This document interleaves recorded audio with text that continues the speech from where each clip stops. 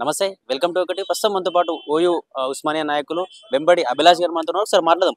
Brother చెప్పండి, ఎందుకు ఈ బండి సంజయ్ గారు కావచ్చు, బీజేపీలో నాయకులు కావచ్చు, ఎందుకు అంబేద్కరిస్టుల పైన కావచ్చు, ఈ భావజాలం కమ్యూనిస్ట్ భావజాలం ఉన్న వాళ్ళు ఎందుకు ఇట్లాంటి వ్యాఖ్యలు చేస్తున్నారు అనుకోవచ్చు? అయితే ముందుగా మీకు ఒకటి చెప్పదలుచుకున్నాను. ఈ బండి సంజయ్ అనే వ్యక్తి ఏం మాట్లాడుతుండో, ఎందుకు మాట్లాడుతుండో, ఏ అపోహలతోటి మాట్లాడుతుండో నిన్న మొన్న మనం చూస్తా ఉన్నాం. ఈటల రాజేందర్ కొంచెం న్యూస్లో రావడం, ఏదో రియల్ ఎస్టేట్ రియల్టర్ దాని గురించి ఒక న్యూస్లోకి రావడం, వాళ్ళకు ఒక వర్గపూర్ అనేది నడుస్తుంది లోపల.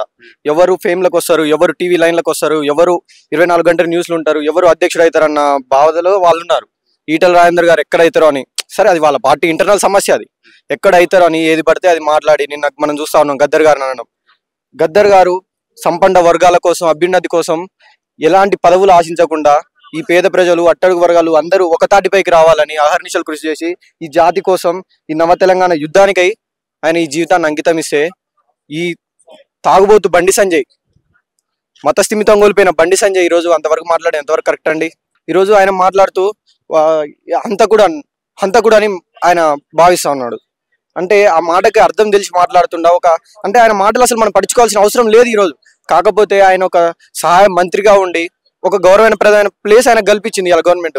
అదే మరి బండి సంజయ్ నువ్వు అంతా కూడా అన్నావు కదా, అదే ఆయన మరణించిన రోజు నీ మోడీ కాడికి పోయి అడుగు, ఆయన ఏ లేఖ పంపిండో తన సతీమణికని ఒకసారి అడిగి తెలుసుకో. ఆ రోజు కనపడలేదా?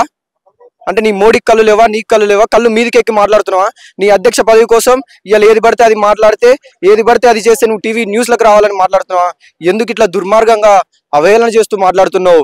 మొన్న అమిత్ షా గారు కూడా చూసినాం మనం పార్లమెంట్ లో అంబేద్కర్ మీద అనుచిత వ్యాఖ్యలు చేయడం.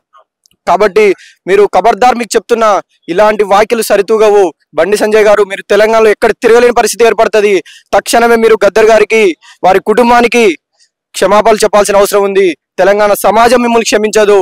ఇదే విధంగా మీరు ఇలాంటి మొండి వైఖరి, ఇలాంటి తిక్క వ్యాఖ్యలు ఇంకోసారి చేస్తే మాత్రం మిమ్మల్ని తెలంగాణలో ఎక్కడ తిరగనేమని ఈ ఎన్ఎస్ఏ పక్షాన కూడా మేము తెలియజేస్తా ఉన్నాం. అంటే వాళ్ళు చెప్తున్న విధానం ఏంటంటే, ఆ భావజాలం ఉన్న వ్యక్తులకు ఎవరికి కూడా మేము పద్మశ్రీ లాంటివి ఇవ్వము అంటే, ఎలాంటి భావజాలం ఉండే వారికి ఇచ్చే అవకాశం ఉంది ఈ బీజేపీ తరఫున? అంటే ఇక వాళ్ళు డైరెక్ట్ గా మనం చెప్పడం చూసినాం. ఆర్ఎస్ఎస్ ఇంకా వాళ్ళ హిందుత్వం అనే ఏదైతే భావజాలాలు, వాళ్ళ రైటిజానికి సంబంధించిన భావజాలాలు వాళ్ళకే ఇచ్చుకుంటారేమో గానీ, అంటే ఆయన అంత ఓపెన్ గా అసలు ఆ మెదడు ఉందా లేదా, అసలు ఏం మాట్లాడుతున్నా అర్థం కాకుండా ఆ పద్మశ్రీ పద్మభూషణ్ ఎందుకు ఇస్తారు? కవులు, కళాకారులు, రచయితలు, వివిధ హోదాల్లో ఏ రంగంలో ఎవరు ఏ స్వార్థం లేకుండా ఈ సంక్షేమాల వైపు, ఈ ప్రజలకు ఎవరైతే అభివృద్ధి పథం నడిపిస్తారో, ఎలాంటి లేకుండా సమాజం కోసం వాళ్ళ జీవితాన్ని దారబోస్తారో వాళ్ళకి పద్మశ్రీ పద్మభూషణ్ అవార్డులు వస్తాయి. అలాంటప్పుడు ఆయన డైరెక్ట్ గా అలా మాట్లాడడం అసలు ఎంతవరకు కరెక్ట్ అండి? అంటే వాళ్ళ బీజేపీ కార్యకర్తలు చాలా మంది మట్టున పెట్టుకుంటూ ఒకప్పుడు అతను నక్సిజం లో పనిచేసినప్పుడు అని చెప్పేసి ఆవేశంలో మాట్లాడారని చెప్తున్నారు. ఇక ఆయన నోటికి ఏదో ఎవరు మట్టున పెట్టుకురు? ఆయన దేనికోసం కష్టపడ్డాడు?